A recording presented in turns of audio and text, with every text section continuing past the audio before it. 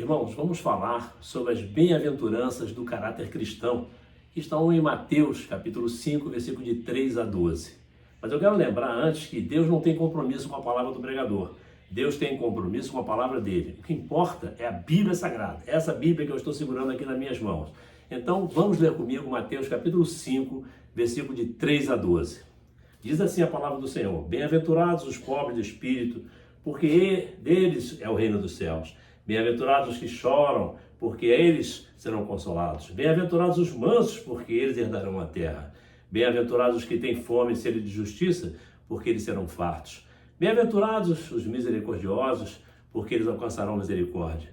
Bem-aventurados os limpos de coração, porque eles verão a Deus.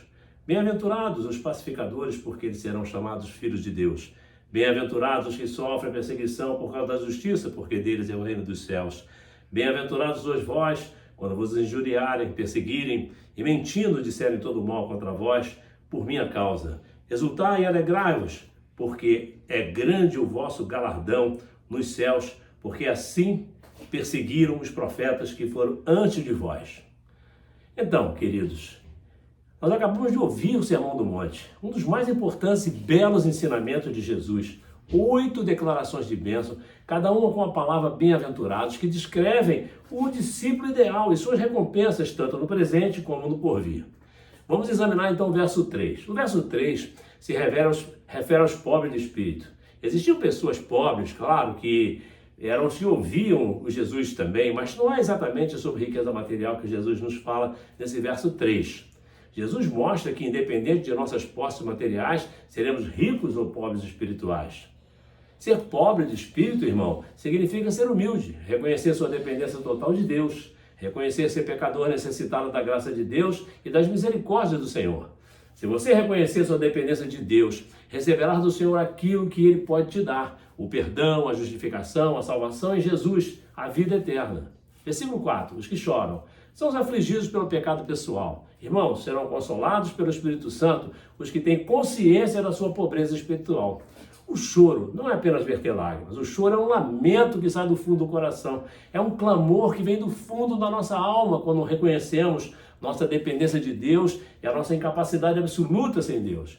Bem-aventurados, afortunados, felizes os que choram ao reconhecer o problema do seu pecado. E como o pecado nos impede de viver para glorificar o nosso Deus. Bem-aventurados os que reconhecem, se envergonham e se arrependem chorando diante de Deus.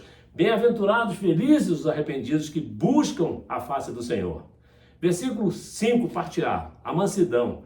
A mansidão aqui é uma mansidão que segue o exemplo de Jesus. Em Mateus capítulo 11, versículo 29, onde lemos: Tomai sobre vós o meu jugo e aprendei de mim, que sou manso e humilde de coração, e encontrareis descanso para vossas almas. Embora a palavra manso possa indicar fraqueza, na verdade, é uma qualidade muito importante em um líder. Ser manso significa ser gentil, ser humilde, ser paciente, mas também significa ser forte e corajoso quando necessário. Irmãos, as duas primeiras bem-aventuranças, os pobres de espírito e os que choram, garantem a mansidão do crente. Por quê? Porque mansidão é a qualidade que se segue naturalmente à humildade e ao arrependimento. Aqueles que são pobres de espírito e choram por causa do pecado são naturalmente mansos. Por quê? Porque reconhecem sua necessidade de Deus e sua dependência dele. Versículo 6. Quem tem fome e sede de justiça? Quem tem fome e sede de justiça precisa ser saciado em Deus. E essa fome e sede despertam no crente um desejo intenso de ser renovado, de ver a justiça de Deus ser estabelecida. Você, meu irmão, você, minha irmã, precisa se arrepender e confiar na justiça de Deus imputada por Cristo e apoiada na fé da sua obra vicária, substitutiva e consumada. Versículo 7. Irmãos, o misericordioso, para obter misericórdia de Deus, precisa, antes de mais nada, antes de tudo, ser misericordioso. Porque misericórdia é tratar alguém mais compassivamente do que ela merece. E isso só é possível graças ao exemplo do sofrimento de Jesus na cruz por você e por mim.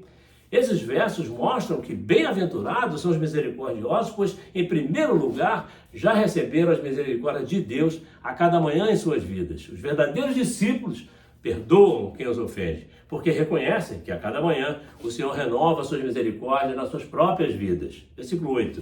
Os limpos de coração são aqueles que tiveram o coração regenerado e purificado por Deus, aqueles que receberam uma nova natureza moral na regeneração, aquele cujo caráter foi reconstituído e reabilitado por Deus.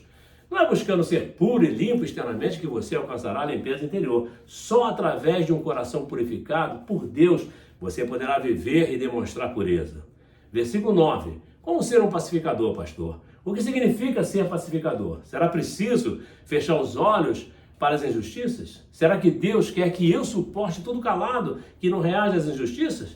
A Bíblia responde de uma maneira complexa. E o melhor é que nem você nem eu precisamos fechar os olhos, nem sermos coniventes com as injustiças. Lembram quando Jesus expulsou os vendilhões do templo, narrado em João capítulo 2, versículo 13 e 16? Pois é, naquele momento Jesus provocou um tumulto, mas o objetivo de Jesus era restaurar a ordem. Jesus agiu pela paz, ele foi pacificador. Para pacificar, Jesus se levantou contra os vendilhões do templo. Irmãos, diante do abuso ou do desrespeito, a paz já está abalada, a paz já está quebrada. Por quê? Porque é necessário corrigir o que já aconteceu para que seja restaurada. E cabe a você e a mim fazer o mesmo. Ser pacificador exige muito mais do que se omitir. Exige muito mais do que simplesmente se calar. Para ser pacificador, você precisa agir, você precisa interferir nos acontecimentos e é necessário que você esteja atento e seja forte para lutar pela paz. Há momentos em que a pacificação só ocorre através da guerra, o que para muitos é uma contradição. Veja bem, para alcançar a terra prometida, o povo de Deus teve que lutar para desalojar as nações que lá viviam. Vejam que Deus prometeu que daria a Abraão, Isaque e Jacó, a eles, os seus descendentes, como está em Gênesis capítulo 26, versículo de 1 a 6, dar-lhes a terra de Canaã como herança eterna, e não a Ismael ou aos palestinos, como argumentam muitos.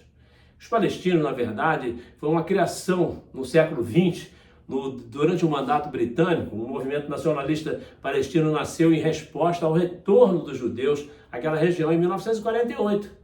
O mandato britânico da Palestina foi uma entidade geopolítica que foi criada com a partilha do Império Otomano após o final da Primeira Guerra Mundial. E a administração civil britânica durou de 1920 até 1948, quando foi fundado pela Liga das Nações o Estado de Israel em 1948. Deuteronômio capítulo 7, versículo de 1 a 11, você vai ver que quando o povo de Deus chegou à terra prometida, encontrou 7 nações que lá viviam: cananeus, heteus, ferezeus, gigazeus, amorreus, filisteus e jebuseus. Então Deus ordenou que seu povo lutasse contra essas nações e expulsasse da terra. Vemos que foi assim também com Josué. Em Josué capítulo 6, versículo 2 e versículo 21, você vai ver que Deus esteve com Josué nas batalhas que resultaram na posse da terra prometida. Hoje não é diferente. Deus está com seu povo na guerra pela defesa da terra prometida, pela sobrevivência dos irmãos judeus e cristãos e pela pacificação do Oriente Médio. Hoje, para que haja paz, Deus está conduzindo Israel contra grupos terroristas como Hamas, Hezbollah, Jihad Islâmica e Fatah, financiados pelo Irã, um país terrorista que sonha em eliminar da face da terra nossos irmãos judeus e cristãos. Deus falou por meio de Paulo, em Romanos capítulo 12, versículo 18, se possível, meu irmão, se possível, minha irmã, quando depender de vós, tende paz com todos os homens. E em Mateus capítulo 10, versículo 34, já diz disse, não penseis que vim trazer a paz à terra, vim trazer espada. E em Lucas capítulo 12, versículo 49, Jesus enfatiza ainda com mais força, vim lançar fogo à terra. E que mais quero, se já está aceso? Eis aqui a lição. Se for preciso orar, ore. Mas se for preciso confrontar, confronte. Não queira resolver com oração aquilo que Deus exige atuação. Versículo de 10 a 12 é você pegar a sua Bíblia, abrir e ler, porque eles são autoexplicativos. Amém?